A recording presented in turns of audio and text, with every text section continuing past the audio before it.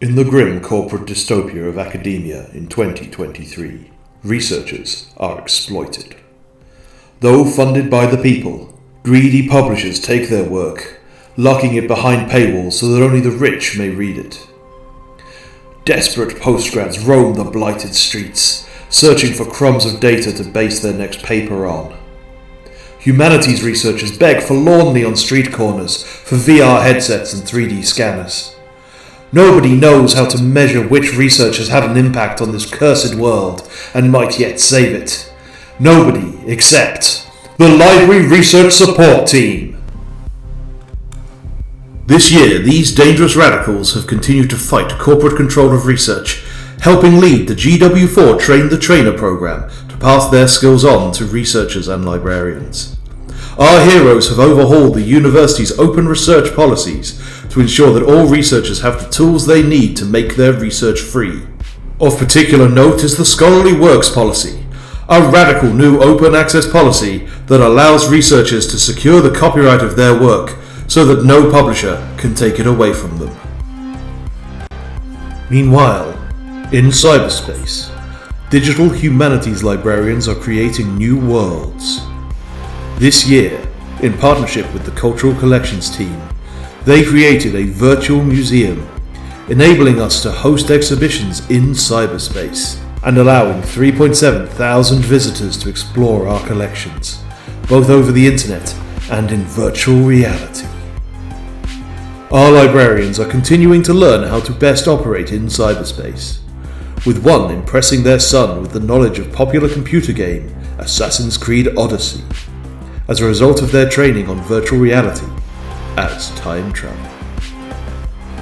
Not everyone takes the virtual reality easily, however. One visitor to the virtual library picked up a 3D scan of a gin bottle and tried to take a swig, only to berate the librarian when she realized it wasn't real. Clearly, adjusting to this new cyber world will take time. Virtual reality is best enjoyed sober. Do not drink and surf the virtual highways. VR objects are not solid, but walls in the real world are very much so. The library is not responsible for your poor choices. Nevertheless, the library's digital humanities equipment continues to be popular, having visited the schools of engineering, computer science, earth sciences, theatre studies, archaeology, and education.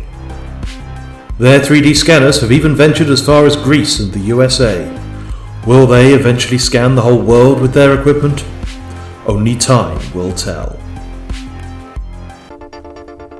Back on the mean streets of the real world, the Open Access team continue to wage their war on unfair publishing practices.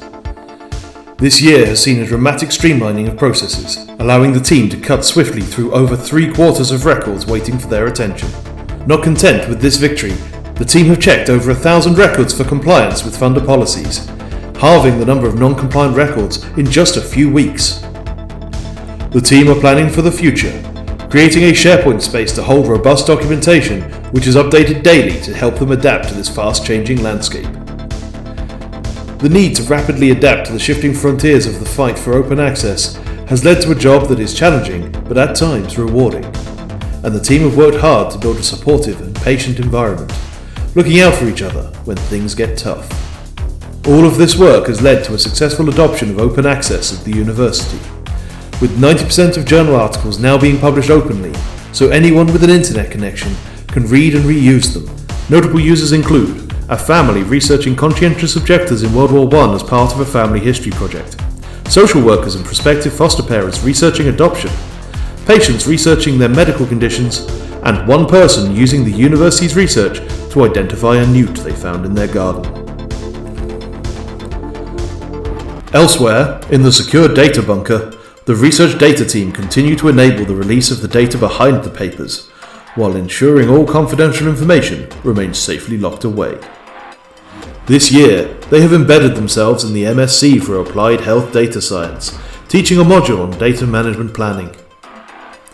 The team continue to lead the field in sensitive data, releasing some particularly tricky sensitive datasets from a project to help detect Parkinson's disease. To do so, the team helped to create novel approaches around the anonymization of skeleton and silhouette data.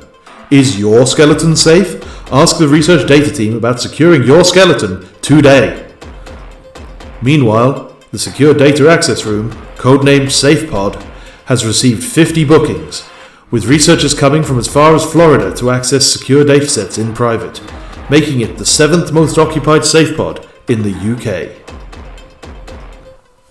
Throughout all this, the library's research metrics team have kept our researchers safe from dangerous metrics, teaching them how to responsibly assess their research's reach.